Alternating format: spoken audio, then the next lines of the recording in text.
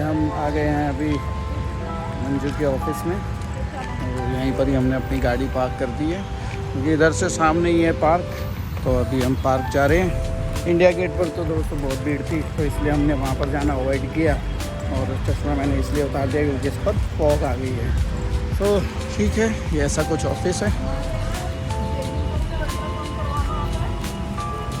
ये ऐसे ऑफिस है, इधर से ये पूरा सरकारी।